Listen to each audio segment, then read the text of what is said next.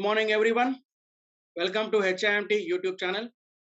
Myself, Gunturu Srinivas, HIMT faculty and Vice Principal of Vizag HIMT. So in the last session, we have covered about the topics regarding greenship part 1. And we have covered the motto of the greenship. We have discussed regarding the motto of greenship. What is greenship? And United Nations and IMO's initiative role towards reduction of greenhouse gases. IMO work to address greenhouse gas emission from ships. Global project supporting the IMO greenhouse gas strategy, green ship of the future, and understanding greenhouse gases. In the topic understanding greenhouse gases, we have seen what are the causes and what are the effects. So today in the green ship part 2, so we will be discussing regarding consequences of the greenhouse gases, and then IMO action plan, pathway for reduction of greenhouse gas emissions, black carbon and monitoring emission targets,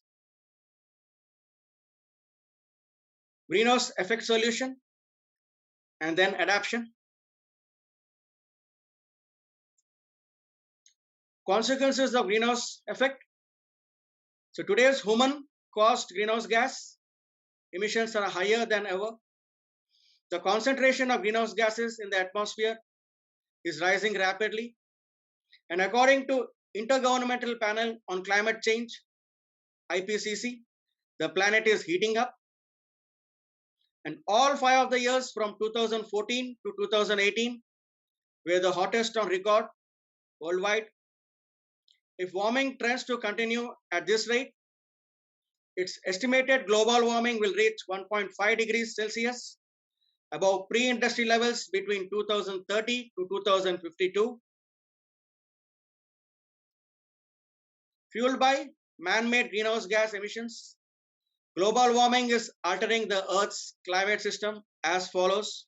Number 1, causing more frequent and or intense extreme weather events, including heat waves, hurricanes, droughts and floods, exacerbating, that is severe precipitation extremes, making wet regions wetter and dry regions drier. Number 3, raising sea levels due to melting glaciers and sea ice and an increase in ocean temperatures. So warmer water expands leading to sea level rise. Number 4, altering ecosystems and natural habitat, shifting the geographic ranges, seasonal activities, migration patterns and abundance of land, fresh water and marine species. So factors influencing the greenhouse gas emissions. There are 6 factors that influence greenhouse gas emissions, namely, the largest share of global greenhouse gas emissions can be attributed to electricity and heat production, contributing about 25%, followed by agriculture, forestry, and other land use, 24%. Manufacturing will be contributing around 21%, transportation to 14%, and other energy 10%, and building 6% as per IPCC.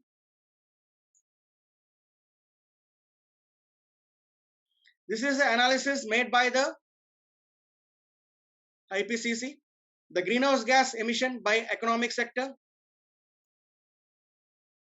Electricity and heat production will contribute to about 25%.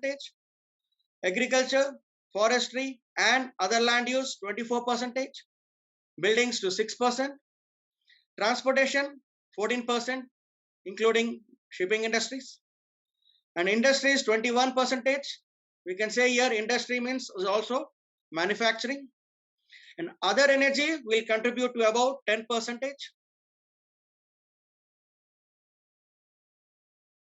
Emissions from shipping sector. International shipping is a large and growing source of greenhouse gas emissions.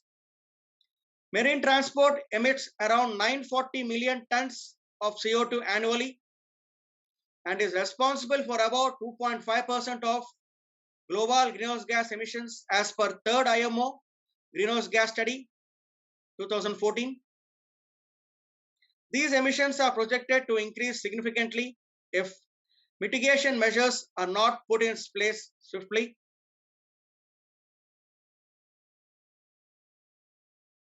Total shipping CO2 emissions increased from 910 million tons to 932 million tons, an increase of 2.4% from the year 2013 to 2015. And international shipping emissions increased by 1.4%. Domestic shipping emissions increased by 6.8%. Fishing emissions increased by 17%, the largest.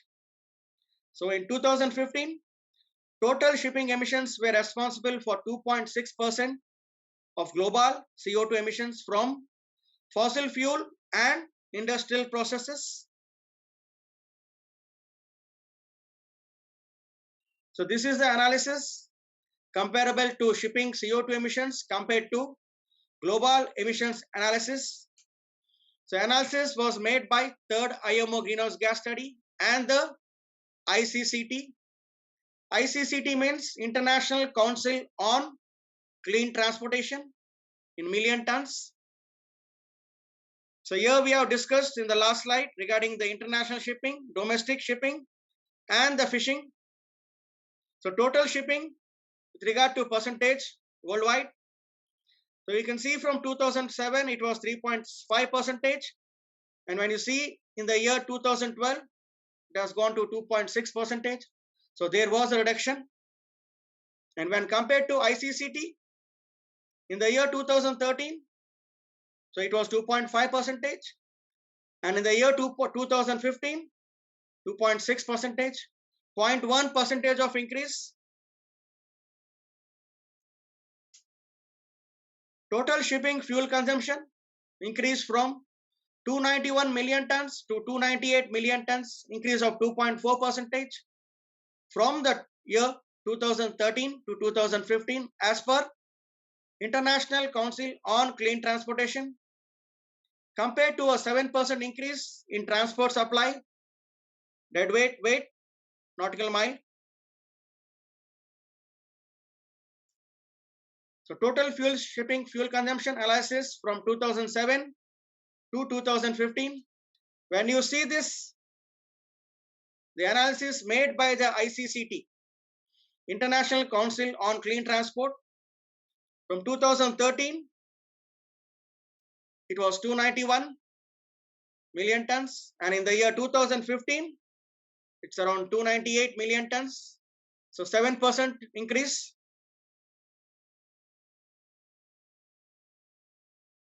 Tracking progress 2020, international shipping accounted for about 2% of global energy-related CO2 emissions in the year 2019. Ambitious and concrete policies are needed in order to meet the goals set forth by the IMO, International Maritime Organization, in order to reach carbon neutral in the second half of the century. Reducing the carbon intensity is the near term through energy efficiency, and slow steaming is a top priority. And over the long term, policies are needed to promote the adoption of low and zero carbon fuels, that is the marine future fuels, and various technologies for ocean going vessels. So please find the analysis given below from the year 2010 to the year 2030. CO2 emissions from international shipping 2010, and in the sustainable development scenario 2013. So here there is a reduction in the year 2013, and the reduction is about 680, approximately 680 metric tons of carbon dioxide.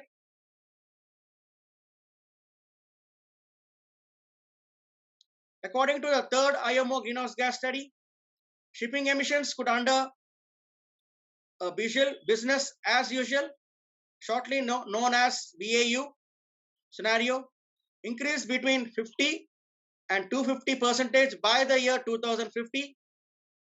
So keeping in view of the above, IMO started way back from 1997, taken steps for reduction of greenhouse gases, and shortly known as IMO Action Plan, pathway for reduction of greenhouse gas emissions from ships.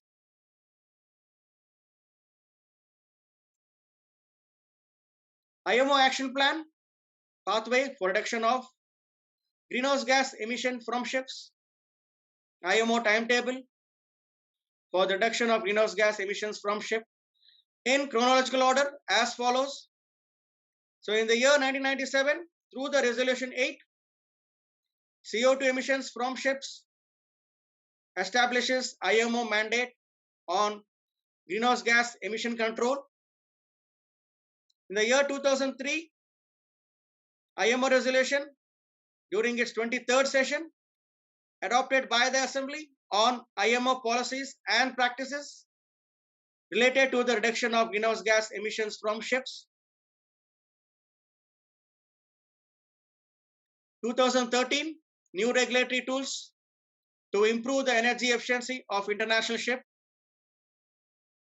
mandatory EEDI for new ships and mandatory SEEMP shipboard energy efficiency management plan applicable for ships of 400 gross tonnage and above.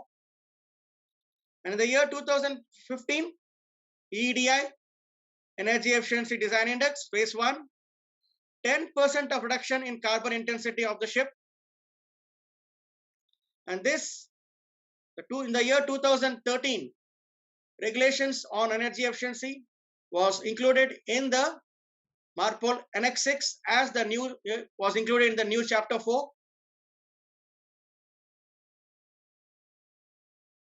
2016, mandatory IMO data collection system and ships above 500 gross tonnage and above are required to collect data for annual report to IMO from 1st Jan 2019.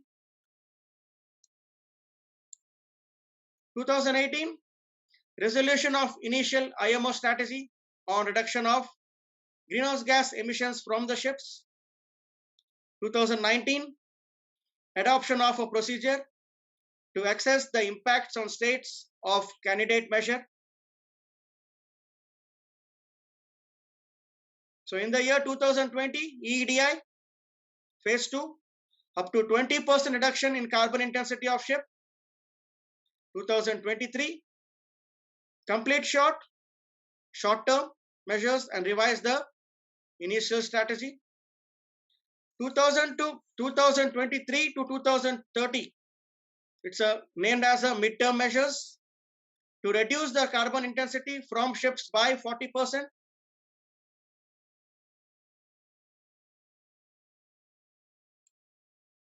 2025, EEDI phase 3, up to 30% reduction in carbon intensity of the ships. Just kindly note this, the early entry into effect 2022 for several ships types with up to 50% carbon intensity reduction for large containers.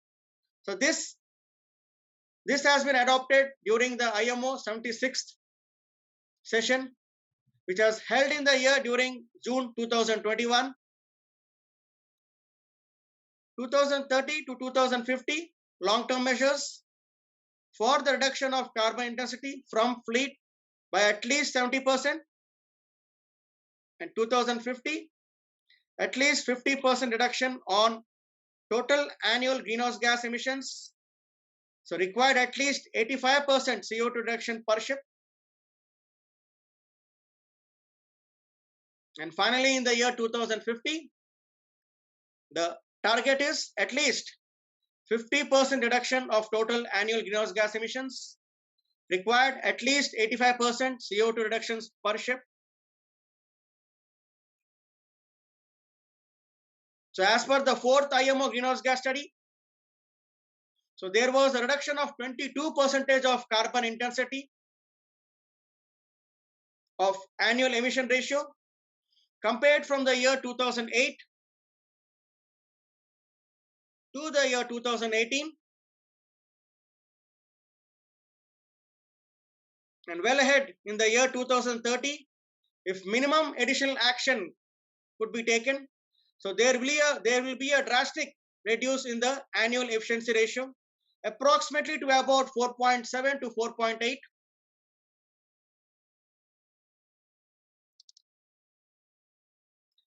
Three ship classes and 6 flag states account for more CO2 emissions. And these 3 ship classes accounted for 55% of the total shipping CO2 emissions. Out of that, container ships contribute to about 23%, bulk carriers 19%, and oil tankers 13%. And these 3 ship classes also accounted for 84% of total shipping transport supply, deadweight, ton, nautical mile. Similarly, out of 223 flag states, 6 flag states have contributed to more CO2 emissions, and they are namely Panama to 15%, China 11%, Liberia to about 9%, Marshall Islands 7%, Singapore to about 6%, and Malta 5%. So this is the form of analysis, the one which you have seen in the last slide. Container ships, they contribute to about 23% of CO2 emissions, bulk carriers to about 19%, oil tankers to about 13%, and other ship classes to about 45%, other 19 ship classes. And with respect to flag states, Panama to about 15%, China 11%, Liberia to about 9%, Marshall Islands 7%, Singapore 6%, Malta to about 5%, and the other 217 flag states to about 47%. So all this with respect to the flag state and with respect to the ships, they contribute to the CO2 emissions. So black carbon, what is black carbon? So definition of black carbon for international shipping, which has been approved at MEPC, Marine Environmental Protection Committee, 68th session in the year 2015. So black carbon or soot is a part of fine particulate matter, shortly known as PM 2.5, air pollution, and contributes to climate change. So not only the CO2, even the black carbon also contributes to climate change. Black carbon is a distinctive type of carbonaceous material formed only in flames during combustion of carbon-based fuels. IMO agreed that ships can use cleaner fuels such as distillate fuels, which will reduce black carbon by 33% when compared to residual fuels. Alternatively, ships can remove black carbon from exhaust gases using diesel particulate filter, also known as PDFs, or electrostatic precipitators, ESPs, which reduce black carbon to about 90%. So after CO2, black carbon contributes the most to the climate impact of the shipping, representing 7% of total shipping CO2 equivalent emissions on a 100-year time scale and 21% on a 20-year time scale. Black carbon impacts, climate impacts, health impacts, and vegetation and ecosystem impacts. Black carbon is a small, dark particle that absorbs sunlight and heat, warming the atmosphere and melting snow and ice when it falls to the ground. You all can see the image over here. Effects of black carbon, melting snow and ice when it falls to the ground.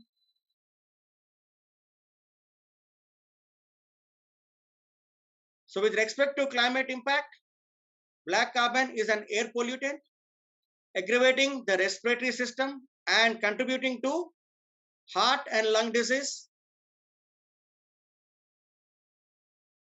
So solutions: since black carbon is a short-lived pollutant, staying in the atmosphere for only a few days or weeks, reducing black carbon emissions has immediate climate and health benefits. The coalition coming together to form goal supports implementation of control measures that, if globally implemented by the year 2030, could reduce worldwide or global black carbon emissions by as much as 80 to 90%. So adopting these measures would have major positive co-benefits for public health, especially in the developing world.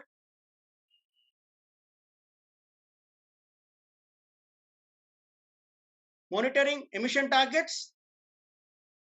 The Kyoto Protocol relating for cutting down greenhouse gas emissions and carbon intensity globally, and IMO relating to shipping industry have established a rigorous monitoring, review and verification system, as well as compliance system to ensure transparency and hold parties to account.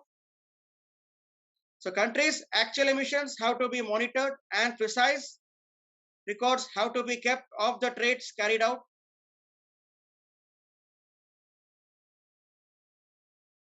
The procedure for monitoring emission targets include: number one, registry systems, and that is track and record transactions by parties under the mechanisms. Number two, reporting is done by parties by submitting annual emission reports, including IMO data collection report. Number three, compliance system ensures that parties are meeting their commitments and goals and helps them to meet their commitments if they have problem doing so. Number four, adaptation is designed to assist countries in adapting to the adverse effects of the climate change. So here we'll end up the session for greenship part 2, and the remaining adaptation and IMO measures regarding reduction of greenhouse gas emissions. So that will be discussed in the greenship part 3. So thanks for watching the video. Thank you.